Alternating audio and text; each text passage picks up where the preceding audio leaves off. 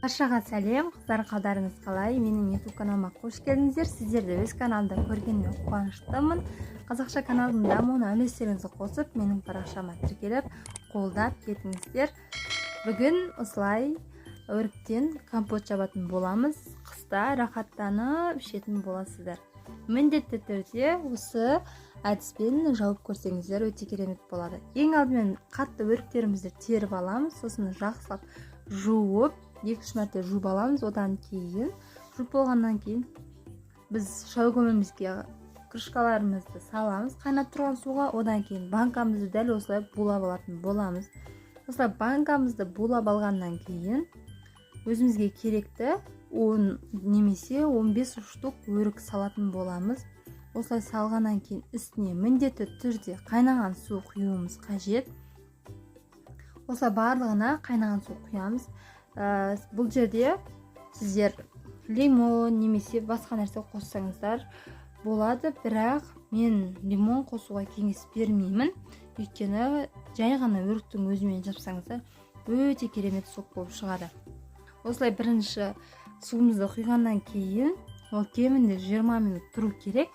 Сол суымызды қайта қазанымызға құямыз 20 минуттан кейін. Қазанымызға құйып болғаннан кейін сол суды қайта қайнатып алатын боламыз. Қайта қайнатып алғаннан кейін оны біз банкаларымызға қайта құямыз. Ең алдымен қайнатып болған суымызды алып, сосын банкаларымызға 2 пиалайдан шекер салатын боламыз. Егер банкаларыңыз 1 литр болса 1 пиалай, 2 литр болса 2 пиалай, 3 литр болса 3 пиалай салсаңыздар болады.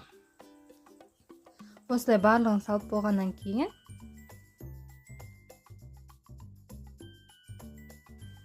жаңағы қайнатып алған суымызды қайта үстіне құятын боламыз. Суларымызды құйып болғаннан кейін банканың аузын, яғни крышкасын қатты бұрайтын боламыз. Ең алдымен, егер сіздер бірінші рет бұрап тұрған болсаңыздар, мен видеоны арнайы сіздер үшін түсірдім осы сәтті.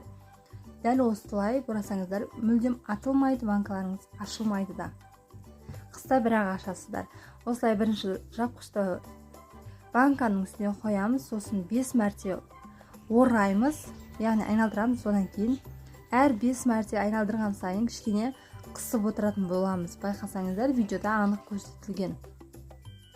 Бірінші баста қатты қыспай орташа немен қоясыздар. Одан кейін әр 5 рет айналдырған сайын қысып отырасыздар. Байқаңыздар, банкаларыңызды қатты қысып жібермеңіздер.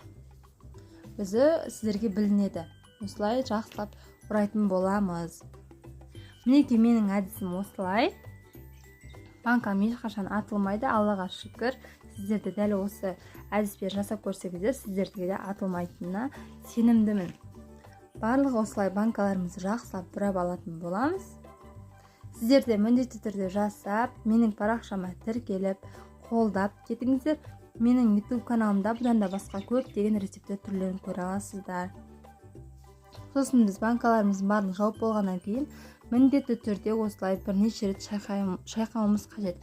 Себебі біздің банканың ішіндегі шекеріміз түбіне тыңып қалады. Соны ертуіміз керек. Сол себепті банкаларымызды осылай төңкеріп аламыз алдымен. Одан кейін ары-бері кішкене қозғалтып шайқап аламыз. Сол кезде біздің шекеріміз толықтай ериді. Осылай барлығын істеп болғаннан кейін банкаларымызды төңкеріп бетіне жылы сүлгі немесе орамал жауып қойсаңыздар болады. Міндетті түрде жасап көріңіздер. Менің YouTube каналыма тіркеліп кетсеңіздер қуанып қалар едім. Достарыңызбен бөлісе отырыңыздар. Ас болсын.